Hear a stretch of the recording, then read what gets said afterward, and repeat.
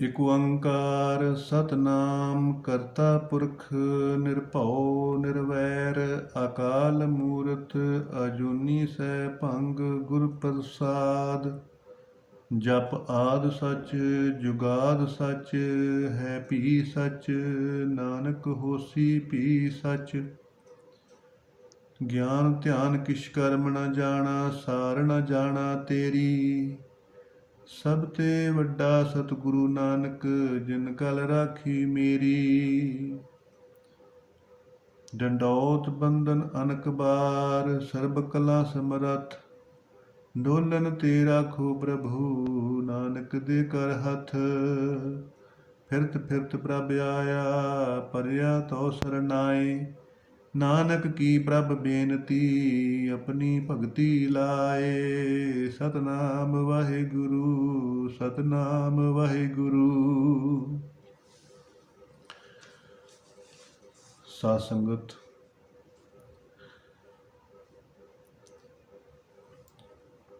ਕਹਿੰਦੇ ਕਿ ਮਾਨਸ ਜਨਮ ਦੁਰਲਭ ਹੈ ਹੋਏ ਨਾ ਬਾਰੰਗਾਰ।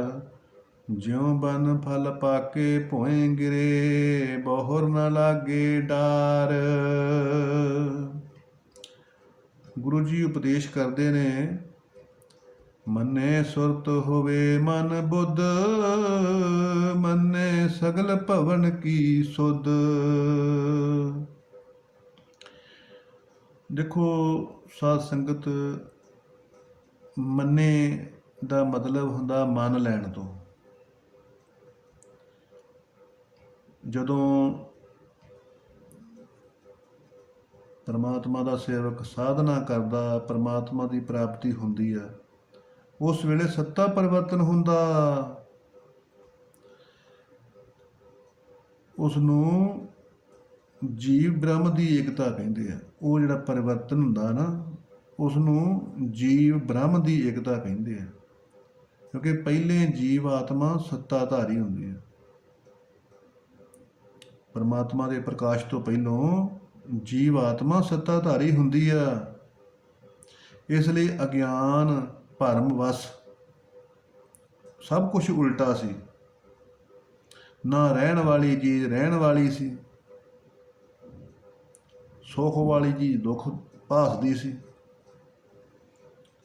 ਕਿਉਂਕਿ ਜੋ ਜਨਮ ਤੋਂ ਬਾਅਦ ਪਰਿਵਾਰ ਨੇ ਨਿਸ਼ਚਾ ਕਰਾਤਾ, ਬਸ ਉਹੀ ਆਪਣਾ। ਇਹ ਜੀਵ ਸ੍ਰਿਸ਼ਟੀ ਹੁੰਦੀ ਆ, ਇਹਦੇ ਨਾਲ ਮੋਹ ਕਰਦਾ। ਬਾਕੀ ਅਰਬਾਂ ਦੀ ਆਬਾਦੀ ਆ ਸੰਸਾਰ ਦੀ, ਉਹ ਸਭ ਦੇ ਨਾਲ ਈਰਖਾ ਕਰਦਾ। ਤੋ ਇਸ ਰਾਗ ਦਵੇਸ਼ ਦੇ ਨਾਲ ਭਾਈ ਅਸ਼ਾਂਤ ਰਹਿੰਦਾ। ਤੋ ਸਾਧ ਸੰਗਤ, ਜਦੋਂ ਬ੍ਰਹਮ ਦਾ ਅਨੁਭਵ ਹੁੰਦਾ, ਵਾਹਿਗੁਰੂ ਦਾ ਅਨੁਭਵ ਹੁੰਦਾ, ਉਦੋਂ ਬ੍ਰਹਮ ਸੱਤਾ ਚੱਲ ਪੈਂਦੀ ਹੈ। ਤੋ ਜੀਵ ਸੱਤਾ ਖਤਮ ਹੋ ਜਾਂਦੀ ਹੈ। ਜਿਹੜੀ ਪਹਿਲੋਂ ਜੀਵ ਸੱਤਾ ਸੀ ਉਹ ਖਤਮ ਹੋ ਜਾਂਦੀ ਹੈ। ਤੋ ਜਿਸ ਤਰ੍ਹਾਂ ਕਿਸੇ ਛੋਟੇ ਰਾਜੇ ਦੇ ਉੱਤੇ ਵੱਡਾ ਰਾਜਾ ਹਮਲਾ ਕਰ ਦੇਵੇ, ਤੇ ਵੱਡਾ ਰਾਜਾ ਛੋਟੇ ਰਾਜੇ ਦੀ ਰਾਜ ਦੇ ਉੱਤੇ ਕਬਜ਼ਾ ਕਰ ਲਵੇ ਤੇ ਛੋਟੇ ਰਾਜੇ ਨੂੰ ਬੰਦੀ ਬਣਾ ਲਵੇ, ਤੇ ਹੁਣ ਵੱਡਾ ਰਾਜਾ ਜਿਹੜਾ ਉਹੋ ਹੀ ਸੱਤਾਧਾਰੀ ਹੋਇਆ। ਛੋਟਾ ਰਾਜਾ ਜਿਹੜਾ ਹੈਗਾ ਉਹ ਫਿਰ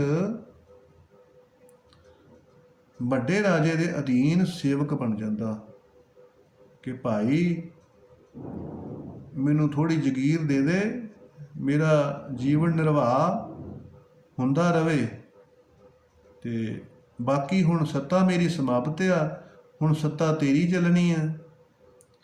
ਇਹੋ ਹੀ ਵੱਡੇ ਰਾਜੇ ਦੇ ਨਾਲ ਛੋਟਾ ਰਾਜਾ ਏਕਤਾ ਕਰ ਲੈਂਦਾ। ਇਹ ਸਿਆਣਪ ਵਾਲੀ ਗੱਲ ਹੁੰਦੀ ਹੈ। ਤੋ ਜੀਵ ਬ੍ਰਹਮ ਸੱਤਾ ਨੂੰ ਮੰਨ ਲੈਂਦਾ। ਜਦੋਂ ਪਰਮਾਤਮਾ ਦਾ ਪ੍ਰਕਾਸ਼ ਹੁੰਦਾ, ਉਦੋਂ ਬ੍ਰਹਮ ਸੱਤਾ ਚੱਲ ਪੈਂਦੀ ਹੈ, ਜੀਵ ਸੱਤਾ ਸਮਾਪਤ ਹੋ ਜਾਂਦੀ ਹੈ। ਤੋ ਜੀਵ ਜਿਹੜਾ ਹੈਗਾ ਪਰਮਾਤਮਾ ਦੀ ਸੱਤਾ ਨੂੰ ਮੰਨ ਲੈਂਦਾ ਅਤੇ ਸ਼ਰਨ ਵਿੱਚ ਆ ਕੇ ਦਾਸੀ ਬਣ ਜਾਂਦਾ। ਤੋ ਜੀਵ ਬ੍ਰਹਮ ਦੀ ਸੱਤਾ ਮੰਨਣ ਕਰਕੇ ਸੁਰਤੀ ਬਿਰਤੀ ਜਾਗਰਤ ਹੋ ਜਾਂਦੀ ਹੈ। ਤੋ ਮਨ ਬੁੱਧੀ ਵਿਕਾਰ ਰਹਿਤ ਹੋ ਜਾਂਦੀ ਹੈ। ਜਿਹੜਾ ਮਨ ਆ ਤੇ ਬੁੱਧੀ ਆ ਉਹ ਵਿਕਾਰ ਰਹਿਤ ਹੋ ਜਾਂਦਾ। ਮੈਂ ਕੀ ਆ, ਕੀ ਕਰਨ ਆਇਆ ਸੀ, ਕੀ ਨਹੀਂ ਕਰਨਾ, ਇਹਦੀ ਸੋਝੀ ਹੋ ਜਾਂਦੀ ਹੈ। ਕਿਉਂਕਿ ਸੁਰਤ ਦੇ ਵਿੱਚ ਮਨ ਅਤੇ ਬੁੱਧੀ ਆ ਜਾਂਦੀ ਹੈ। ਜਦੋਂ ਪਰਮਾਤਮਾ ਦਾ ਪ੍ਰਕਾਸ਼ ਹੁੰਦਾ, ਮੰਨੇ ਦਾ ਮਤਲਬ ਪਰਮਾਤਮਾ ਦਾ ਪ੍ਰਕਾਸ਼ ਨੂੰ ਮੰਨ ਲੈਣਾ, ਇਹ ਮੰਨੇ ਹੁੰਦਾ। ਕਿਉਂਕਿ ਜੀਵ ਨਹੀਂ ਮੰਨਦਾ। ਜੀਵ ਕਹਿੰਦਾ ਮੈਂ ਹੀ ਹਾਂ ਸਭ ਕੁਛ, ਜੀਵ ਕਹਿੰਦਾ ਮੈਂ ਹੀ ਹਾਂ ਸਭ ਕੁਛ। ਪਰ ਜਦੋਂ ਅਭਿਆਸ ਕਰਕੇ ਸਾਧਕ ਪਰਮਾਤਮਾ ਦਾ ਪ੍ਰਕਾਸ਼ ਹੋ ਜਾਂਦਾ ਤਾਂ ਫਿਰ ਭਾਈ ਜ਼ਬਰਦਸਤੀ ਬ੍ਰਹਮ ਸੱਤਾ ਆ ਜਾਂਦੀ ਆ। ਫਿਰ ਜੀਵ ਨੂੰ ਮੰਨਣਾ ਪੈਂਦਾ ਕਿ ਮੈਂ ਪਰਮਾਤਮਾ ਜੀ ਤੁਹਾਡੀ ਸੱਤਾ ਮੰਨੀ। ਇਸ ਕਰਕੇ ਮੰਨੇ ਸ਼ਬਦ ਤੋ ਕਹਿੰਦੇ ਨੇ ਕਿ ਜਿਹੜਾ ਮਨ ਤੇ ਬੁੱਧੀ ਪਹਿਲੋਂ ਬੇਕਾਬੂ ਹੁੰਦਾ ਵਾ ਨਾ, ਉਹ ਜਦੋਂ ਪਰਮਾਤਮਾ ਦੀ ਪ੍ਰਾਪਤੀ ਹੋ ਜਾਂਦੀ ਆ, ਗਿਆਨ ਹੋ ਜਾਂਦਾ, ਤਾਂ ਫਿਰ ਇਹ ਸੁਰਤੀ ਵਿੱਚ ਆ ਜਾਂਦਾ। ਸੁਰਤ ਦਾ ਮਤਲਬ ਨਾ ਕਿ ਕੋਈ ਵੀ ਕਿਸੇ ਨੂੰ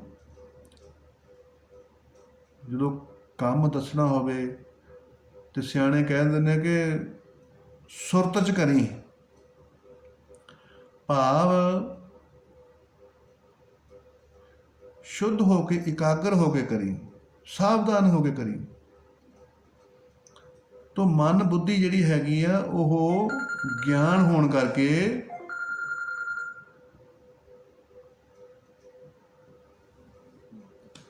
ਮਨ ਬੁੱਧੀ ਭਾਈ ਗਿਆਨ ਹੋਣ ਕਰਕੇ ਸੁਰਤੀ ਵਿੱਚ ਹੋ ਜਾਂਦੀ ਆ, ਜਾਗਰਤ ਹੋ ਜਾਂਦੀ ਆ।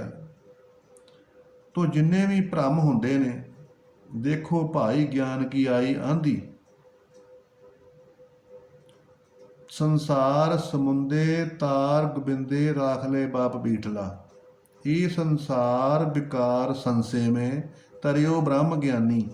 ਜਿਹੜਾ ਸੰਸਾਰ ਦਾ ਸੰਸਾ ਹੈ ਨਾ, ਸ਼ੰਸ਼ਾ, ਕਿ ਮੈਂ ਸਰੀਰ ਆ, ਮੈਂ ਜੀਵ ਆ। ਕਦੀ ਕਹਿੰਦਾ ਮੈਂ ਸਰੀਰ ਆ, ਕਦੀ ਕਹਿੰਦਾ ਮੈਂ ਜੀਵ ਆ। ਤੋ ਕਹਿੰਦੇ ਕਿ ਇਹੋ ਹੀ ਡੁੱਬਣਾ ਹੁੰਦਾ। ਕਦੀ ਕਹਿਣਾ ਮੈਂ ਸਰੀਰ ਆ, ਕਦੀ ਕਹਿਣਾ ਮੈਂ ਜੀਵ ਆ, ਕਦੀ ਕਹਿੰਦਾ ਮੈਂ ਬੋਲਦਾ ਚੱਲਦਾ, ਕਦੀ ਕਹਿੰਦਾ ਮੈਂ ਹੰਕਾਰ ਆ। ਇਹਦੇ ਵਿੱਚ ਉਲਝਿਆ ਰਹਿਣਾ ਹੀ ਡੁੱਬਣਾ ਹੁੰਦਾ। ਤੇ ਬ੍ਰਹਮ ਗਿਆਨ ਹੋਣ ਕਰਕੇ ਇਹ ਸਭ ਨਿਵਰਤ ਹੋ ਜਾਂਦਾ ਕਿ ਮੈਂ ਸਰੀਰ ਨਹੀਂ, ਮੈਂ ਜੀਵ ਨਹੀਂ, ਮੈਂ ਹੰਕਾਰ ਨਹੀਂ, ਮੈਂ ਬੋਲਦਾ ਚੱਲਦਾ ਨਹੀਂ, ਮੈਂ ਦੇ ਨਾਮੇ ਨਾਰਾਇਣ ਨਹੀਂ ਭੇਦ। ਮਨ ਤੂੰ ਜੋਤ ਸਰੂਪ ਹੈ ਆਪਣਾ ਮੂਲ ਪਛਾਣ। ਕਿ ਭਾਈ ਮੈਂ ਤੇ ਆਪਣਾ ਸਰੂਪ ਪਛਾਣ ਲਿਆ ਕਿ ਮੈਂ ਤੇ ਪਰਮਾਤਮਾ ਦਾ ਸਰੂਪ ਆ। ਤੋ ਸਾਰੇ ਸ਼ੰਕੇ ਨਿਵਰਤ ਹੋ ਜਾਂਦੇ ਆ। ਤੋ ਇਸੇ ਨੂੰ ਹੀ ਤਰਨਾ ਕਹਿੰਦੇ ਆ, ਇਸੇ ਨੂੰ ਭਾਵ ਸਾਗਰ ਕਹਿੰਦੇ ਆ। ਕਿ ਭਾਵਨਾ ਦਾ ਸਾਗਰ, ਇੱਕ ਪਾਣੀ ਦਾ ਸਾਗਰ ਹੈ ਨਾ, ਤੇ ਇਹ ਜਿਹੜਾ ਹੈਗਾ ਇਹ ਭਾਵਨਾ ਦਾ ਸਾਗਰ ਆ। ਅੰਦਰ ਬਹੁਤ ਜ਼ਿਆਦੀਆਂ ਭਾਵਨਾ ਹੁੰਦੀਆਂ, ਉਹਨਾਂ ਭਾਵਨਾ ਦੇ ਵਿੱਚ ਹੀ ਡੁੱਬਦਾ ਰਹਿੰਦਾ, ਦੁਖੀ ਹੁੰਦਾ ਰਹਿੰਦਾ। ਇਹੋ ਹੀ ਭਾਵ ਸਾਗਰ ਦੇ ਵਿੱਚ ਡੁੱਬਣਾ ਹੁੰਦਾ। ਤੇ ਪਰਮਾਤਮਾ ਦਾ ਗਿਆਨ ਹੋਣ ਕਰਕੇ ਸਭ ਕੁਛ ਇੱਕੋ ਵਾਰੀ, ਜੋ ਕੁਛ ਪਾਇਆ ਸੋ ਇੱਕਾ ਵਾਰ, ਸਭ ਕੁਛ ਇੱਕੋ ਵਾਰੀ ਨਿਵਰਤ ਹੋ ਜਾਂਦਾ ਕਿ ਮੈਂ ਬ੍ਰਹਮ ਸਰੂਪ ਆ, ਬਾਕੀ ਹੈ ਹੀ ਕੁਝ ਨਹੀਂ। ਤੋ ਸ਼ੰਕੇ ਸਾਰੇ ਨਿਵਰਤ ਹੋ ਜਾਂਦੇ ਨੇ। ਤੋ ਸਾਰੇ ਸ਼ੰਕੇ ਨਿਵਰਤ ਹੋ ਗਏ ਦਾ ਮਤਲਬ ਹੁੰਦਾ ਤਰਨਾ, ਕਿ ਤਰ ਗਿਆ। ਤੋ ਪਰਮਾਤਮਾ ਦਾ ਪ੍ਰਕਾਸ਼ ਹੋਣ ਕਰਕੇ ਜੀਵ ਮੰਨ ਲੈਂਦਾ ਪਰਮਾਤਮਾ ਦੀ ਸੱਤਾ। ਤੋ ਮੰਨਣ ਕਰਕੇ ਮਨ ਤੇ ਬੁੱਧੀ ਜਿਹੜੇ ਹੈਗੇ ਉਹ ਸੁਰਤ ਵਿੱਚ ਆ ਜਾਂਦੇ ਆ, ਹੋਸ਼ ਵਿੱਚ ਆ ਜਾਂਦੇ ਆ। ਤੋ ਪਰਮੇਸ਼ ਆਪਣਾ ਜੀਵਨ ਸਫਲਾ ਉਹ ਕਰ ਲੈਂਦੇ ਨੇ। ਤੋ ਭਾਈ मने सगल भवन की सुध, ब्रह्म ते जन जन ते पार ब्रह्म, एक आप नहीं कोई भ्रम। जो ब्रह्मंडे सोई पिंडे, जो गोजे सो पावै। सब गोबिंद है सब गोबिंद है, गोबिंद बिन नहीं कोई। मन तू जोत स्वरूप है, अपना मूल पछाण। अपने आत्मक सतचित आनंद ਸਰੂਪ ਸਾਰੇ ਬ੍ਰਹਿਮੰਡ ਵਿੱਚ ਅਨੁਭਵ ਕਰਕੇ ਸ਼ੁੱਧ ਬੁੱਧ ਹੁੰਦੀ ਆ। ਜਿਸ ਤਰ੍ਹਾਂ ਪੀਪਾ ਜੀ ਨੂੰ ਹੋਈ ਸੀ ਨਾ ਕਿ ਜੋ ਬ੍ਰਹਿਮੰਡੇ ਸੋਈ ਪਿੰਡੇ, ਕਿ ਜਿਹੜਾ ਮੇਰੇ ਪਿੰਡੇ ਦੇ ਵਿੱਚ ਪਰਮਾਤਮਾ ਦਾ ਪ੍ਰਕਾਸ਼ ਹੋਇਆ, ਉਸੇ ਪ੍ਰਕਾਸ਼ ਨੂੰ ਮੈਂ ਸਾਰੇ ਬ੍ਰਹਿਮੰਡ ਦੇ ਵਿੱਚ ਅਨੁਭਵ ਕਰਦਾ। ਇਹ ਭਾਈ ਸ਼ੁੱਧ ਬੁੱਧੀ ਪ੍ਰਾਪਤ ਹੋ ਜਾਂਦੀ, ਸਤਿਗੁਰੂ ਮਿਲੇ, ਦਿਵ ਦ੍ਰਿਸ਼ਟੀ ਹੋਈ। ਇਹ ਜਿਹੜੀ ਦਿਵ ਦ੍ਰਿਸ਼ਟੀ ਆ, ਇਹ ਪ੍ਰਮਾਤਮਾ ਦੇ ਪ੍ਰਕਾਸ਼ ਦੇ ਨਾਲ ਹੀ ਪ੍ਰਾਪਤ ਹੋ ਜਾਂਦੀ ਆ। ਤੇ ਇਹ ਸੁੱਧ ਪ੍ਰਾਪਤ ਹੋ ਜਾਂਦੀ ਆ ਕਿ ਮੇਰਾ ਸਰੂਪ ਸਾਰਾ ਬ੍ਰਹਿਮੰਡ ਹੀ ਆ। ਤੋ ਸਾਰਾ ਬ੍ਰਹਿਮੰਡ ਦੇ ਵਿੱਚ ਫਿਰ ਕੋਈ ਬਗਾਨਾ ਨਹੀਂ ਰਹਿ ਜਾਂਦਾ, ਸਭ ਆਪਣੇ ਹੀ ਹੋ ਜਾਂਦੇ ਨੇ। ਉਹ ਇਹੋ ਹੀ ਅਨੁਭਵ ਹੁੰਦਾ, ਇਹੋ ਹੀ ਅਨਾਹਦ ਨਾਦ ਹੁੰਦਾ ਕਿ ਸਾਰੇ ਬ੍ਰਹਿਮੰਡ ਨੂੰ ਆਪਣਾ ਸਰੂਪ ਸਮਝ ਲੈਣਾ ਤੇ ਹੱਦਾਂ ਖਤਮ ਹੋ ਜਾਂਦੀਆਂ ਤੇ ਇਸੇ ਨੂੰ ਹੀ ਅਨਹਦ ਕਹਿ ਦਿੰਦੇ ਨੇ।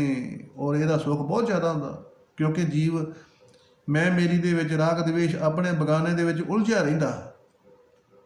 ਤੋ ਜਦੋਂ ਆਪਣਾ ਸਰੂਪ ਹੀ ਸਾਰਾ ਬ੍ਰਹਿਮੰਡ ਦਾ ਹੋ ਗਿਆ, ਆਤਮਕ ਸਰੂਪ ਹੀ ਸਾਰਾ ਬ੍ਰਹਿਮੰਡਮਈ ਹੋ ਗਿਆ, ਤੋ ਫਿਰ ਕੋਈ ਆਪਣਾ ਨਹੀਂ, ਕੋਈ ਬਗਾਨਾ ਨਹੀਂ। ਤੋ ਇਸੇ ਨੂੰ ਹੀ ਸਹਿਜ ਕਹਿ ਦਿੰਦੇ ਨੇ। ਇਹ ਜਦੋਂ ਪਰਮਾਤਮਾ ਦਾ ਪ੍ਰਕਾਸ਼ ਹੁੰਦਾ, ਬ੍ਰਹਮ ਗਿਆਨ ਹੁੰਦਾ, ਉਦੋਂ ਇਹ ਅਨੁਭਵ ਹੁੰਦਾ, ਸੁੱਖ ਮਹਿਸੂਸ ਹੁੰਦਾ। ਦੂਸਰਿਆਂ ਨੂੰ ਤਾਂ ਦੱਸਿਆ ਜਾ ਸਕਦਾ। ਬਹੁਤ ਲੰਮੀ ਚੌੜੀ ਸਾਧਨਾ ਕਰਨੀ ਪਈ, ਫਿਰ ਪਰਮਾਤਮਾ ਦਾ ਪ੍ਰਕਾਸ਼ ਹੋਇਆ ਭਾਈ, ਫਿਰ ਬ੍ਰਹਮ ਗਿਆਨ ਹੋਇਆ। ਇਸ ਬ੍ਰਹਮ ਗਿਆਨ ਦਾ ਲਾਹਾ ਲਵੋ।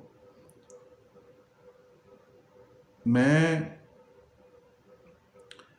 ਭਾਈ ਕੋਈ ਵਿਦਵਾਨ ਨਹੀਂ, ਇਹ ਤਾਂ ਪਰਮਾਤਮਾ ਦੀ ਪ੍ਰੇਮਾ ਭਗਤੀ ਕੀਤੀ ਆ ਤੇ ਪਰਮਾਤਮਾ ਜੀ ਨੇ ਦਇਆ ਕਰਕੇ ਪਰਮਾਤਮਾ ਦਾ ਗਿਆਨ, ਪਰਮਾਤਮਾ ਦਾ ਬ੍ਰਹਮ ਗਿਆਨ, ਪਰਮਾਤਮਾ ਦੀ ਬਖਸ਼ਿਸ਼ ਕੀਤੀ ਹੈ। ਤੋ ਇਹ ਸੁੱਧ ਬੁੱਧ ਪ੍ਰਾਪਤ ਹੁੰਦੀ ਹੈ। ਇਹ ਲੰਮਾ ਚੌੜਾ ਇਹ ਗਿਆਨ ਆ, ਕਿਸੇ ਦੇ ਉੱਤੇ ਇਹ ਵੀ ਵਾਹਿਗੁਰੂ ਦੀ ਕਿਰਪਾ ਉਹ ਦੱਸਾਂਗੇ। ਅਨਾਹਦ ਨਾਦ, ਇਹਦੇ ਬਾਰੇ ਬਹੁਤ ਕੁਝ ਦੱਸਿਆ ਗਿਆ ਸੰਗਤ ਦੇ ਵਿੱਚ ਵਿਦਵਾਨਾਂ ਵੱਲੋਂ। ਆਪਣੀ ਜਿੱਦਾਂ ਜਿੱਦਾਂ ਕਿਸੇ ਨੂੰ ਪ੍ਰਮਾਤਮਾ ਨੇ ਸਮਰੱਥਾ ਦਿੱਤੀ ਆ, ਉਹਦਾ ਦੱਸਿਆ ਗਿਆ। ਤੇ ਪਰਮਾਤਮਾ ਸਤ, ਮਾਇਆ ਅਸਤ, ਇਹ ਹੁੰਦਾ ਸੁੱਧ। ਕਿ ਪਰਮਾਤਮਾ ਸੱਤ ਆ, ਮਾਇਆ ਅਸਤ ਆ, ਜਿਹੜੀ ਬਦਲਣ ਵਾਲੀ ਹੁੰਦੀ ਹੈ, ਕਦੀ ਹੈਗੀ ਕਦੀ ਹੈ ਨਹੀਂ, ਇਹ ਅਸਤ ਆ। ਇਹ ਨਿਵਰਤ ਹੋ ਜਾਂਦੀ, ਪਰਮਾਤਮਾ ਪ੍ਰਾਪਤ ਹੋ ਜਾਂਦਾ। ਆਤਮਕ ਗਿਆਨ ਹੋਣ ਕਰਕੇ ਸੋਝੀ ਹੋ ਜਾਂਦੀ ਤੇ ਸਾਰੇ ਸ਼ੰਕੇ ਮਾਇਆ ਭੁਲੇਖੇ ਦੂਰ ਹੋ ਜਾਂਦੇ ਆ। ਅੱਗੇ ਵੀ ਦੱਸਿਆ ਨਾ ਕਿ ਸਾਰੇ ਭੁਲੇਖੇ, ਸਾਰੇ ਸ਼ੰਕੇ ਨਿਵਰਤ ਹੋ ਜਾਂਦੇ ਆ। ਇਹ ਮਾਇਆ ਵੀ ਸ਼ੰਕੇ ਹੁੰਦੇ ਨੇ ਜਿਹੜੇ ਬਾਰ-ਬਾਰ ਡਰਾਉਂਦੇ ਨੇ, ਤੋ ਇਹ ਸਾਰੇ ਸ਼ੰਕੇ ਜਿਹੜੇ ਨੇ ਇਹ ਨਿਵਰਤ ਹੋ ਜਾਂਦੇ ਨੇ। ਤੋ ਆਤਮਕ ਸੋਝੀ ਹੋਣ ਕਰਕੇ ਪਹਿਲਾਂ ਜੀਵ ਭਟਕਦਾ ਸੀ, ਹੁਣ ਸਹਿਜ ਸ਼ਾਂਤੀ ਹੋ ਗਈ। ਪਹਿਲੋਂ ਭਟਕਦਾ ਸੀ ਨਾ, ਸੁੱਧ ਨਹੀਂ ਸੀ, ਦੁਬੈਦ ਸੀ, ਦੁਬਦਾ ਸੀ।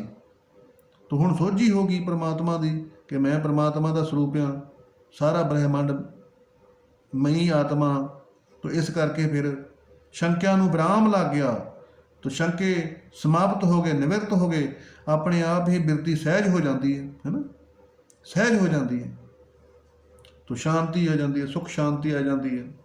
ਤੋ ਸਾਧ ਸੰਗਤ ਪਰਮਾਤਮਾ ਦੀ ਪ੍ਰਾਪਤੀ ਕਰੋ ਤੇ ਜੀਵਨ ਸਫਲਾ ਕਰੋ। ਮੰਨੇ ਸਗਲ ਭਵਨ ਕੀ ਸੁਧ, ਮਾਇਆ ਮੋਹ ਭਰਮ ਪੈ ਭੂਲੇ। ਇਹੋ ਹੀ ਜਿਹੜਾ ਮਾਇਆ ਦਾ ਮੋਹ ਹੁੰਦਾ ਨਾ, ਇਹ ਵੀ ਭਰਮ ਹੁੰਦਾ ਕਿ ਮਨ ਦੇ ਅੰਦਰ ਭਾਈ ਜਿਹੜੀ ਇਹ ਨੋਟ ਨੇ, ਇਹਨਾਂ ਨੂੰ ਮਾਇਆ ਨਹੀਂ ਕਹਿੰਦੇ। ਮਾਇਆ ਸ਼ਕਤੀ ਜਿਹੜੀ ਅੰਦਰ ਕਾਬੂ ਕਰਕੇ ਰੱਖਦੀ ਹੈ, ਤੋ ਆਪਣੇ ਹਿਸਾਬ ਦੇ ਨਾਲ, ਕਰਮਾਂ ਦੇ ਹਿਸਾਬ ਦੇ ਨਾਲ ਜੀਵ ਨੂੰ ਸੰਕਲਪ ਦਿੰਦੀ, ਸਲਾਹ ਦਿੰਦੀ ਹੈ। ਤੋ ਇਹੋ ਹੀ ਮਹਾਰਾਜ ਕਹਿੰਦੇ ਨੇ ਕਿ ਇਹਦਾ ਮੋਹ ਨਹੀਂ ਕਰਨਾ। ਅੰਦਰ ਜਿਹੜੀ ਵਿਚਾਰ ਆਉਂਦੀ ਆ, 80% ਮਾਇਆ ਦੀ ਆਵਾਜ਼ ਹੁੰਦੀ ਆ, 10-20% ਪਰਮਾਤਮਾ ਦੀ ਆਵਾਜ਼ ਹੁੰਦੀ, ਉਹ ਵੀ ਬਹੁਤ ਹੌਲੀ ਹੁੰਦੀ ਆ। ਤੋ ਹੌਲੀ ਆਵਾਜ਼ ਜਿਹੜੀ ਹੈਗੀ ਆ ਉਹ ਸਮਝ ਵਿੱਚ ਨਹੀਂ ਆਉਂਦੀ, ਤੇ ਜਿਹੜੀ ਮਾਇਆਵੀ ਆਵਾਜ਼ ਹੁੰਦੀ ਬਹੁਤ ਉੱਚੀ ਹੁੰਦੀ ਆ, ਉਹ ਸਮਝ ਵਿੱਚ ਆ ਜਾਂਦੀ ਆ, ਸੁਣਨ ਵਿੱਚ ਆ ਜਾਂਦੀ ਆ, ਤੇ ਉਹਦੇ ਪਿੱਛੇ ਹੀ ਜੀਵ ਲੱਗ ਜਾਂਦਾ, ਤੋ ਗਲਤ ਖਾ ਲੈਂਦਾ, ਹੈ ਨਾ, ਗਲਤ ਖਾ ਲੈਂਦਾ। ਜੇ ਅੰਦਰ ਮਿੱਠੇ ਦੀ ਆਵਾਜ਼ ਆਏਗੀ, ਮਿੱਠਾ ਮੈਂ ਮੇਰਾ ਖਾਣ ਨੂੰ ਚਿੱਤ ਕਰਦਾ, ਫਰਜ਼ ਕਰੋ ਜਦੋਂ ਜੀ ਕਰੇ ਕਿ ਕਿਸੇ ਚੀਜ਼ ਨੂੰ ਖਾਣ ਨੂੰ ਜ਼ਿਆਦਾ ਚਿੱਤ ਕਰੇ, ਉਦੋਂ ਸਮਝ ਲਵੇ ਕਿ ਇਹ ਮਾਇਆ ਦੀ ਆਵਾਜ਼ ਆ। ਜਦੋਂ ਕਿਸੇ ਨੂੰ ਜ਼ਿਆਦਾ ਦੇਖਣ ਨੂੰ ਜੀ ਕਰੇ, ਉਦੋਂ ਸਮਝ ਲਵੇ ਕਿ ਇਹ ਮਾਇਆ ਦੀ ਆਵਾਜ਼ ਆ, ਔਰ ਇਹ ਮਗਰੋਂ ਦੁੱਖ ਦਊ, ਇਹ ਮਗਰੋਂ ਦੁੱਖ ਦਊ। ਇਸ ਕਰਕੇ ਇਹ ਜਿਹੜੀ ਮਾਇਆ ਦੀ ਆਵਾਜ਼ ਆ, ਉਹਦਾ ਜਿਹੜਾ ਭਰਮ ਆ, ਉਹਦੀ ਸੁੱਧ ਹੋ ਜਾਂਦੀ ਹੈ। ਉਹਦੇ ਵਿੱਚ ਵੀ ਮੁੜ ਕੇ ਭਟਕਦਾ ਨਹੀਂ, ਭੁੱਲਦਾ ਨਹੀਂ, ਆਪਣੇ ਸਹੀ ਮਾਰਗ ਤੋਂ ਭੁੱਲਦਾ ਨਹੀਂ।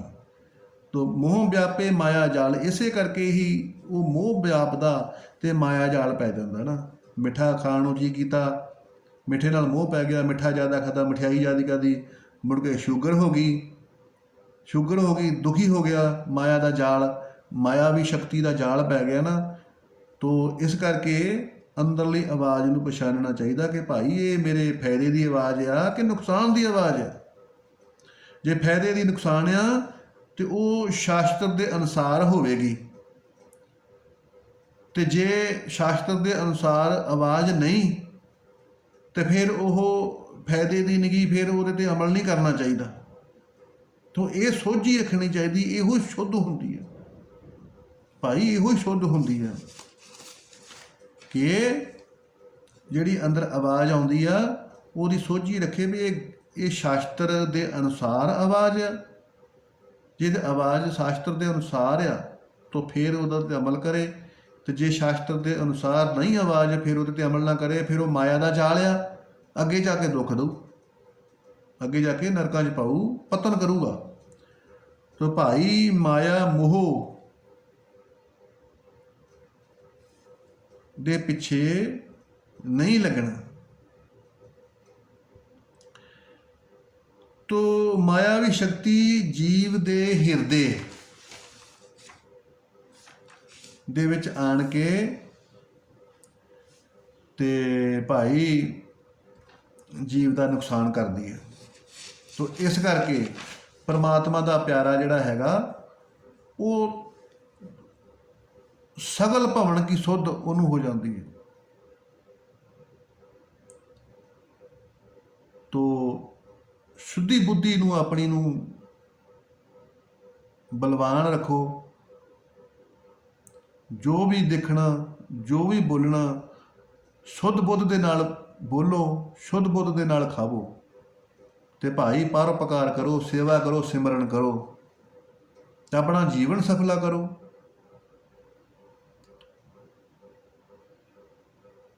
ਤੇ ਲੋਕ ਸੁਖੀਏ ਪਰਲੋਕ ਸਹੇਲੇ ਬਣਾਓ। ਨਾਨਕ ਨਾਮ ਚੜ੍ਹਦੀ ਕਲਾ, ਤੇਰੇ ਭਾਣੇ ਸਰਬੱਤ ਦਾ ਭਲਾ। ਸਤਨਾਮ ਵਾਹਿਗੁਰੂ, ਸਤਨਾਮ ਵਾਹਿਗੁਰੂ।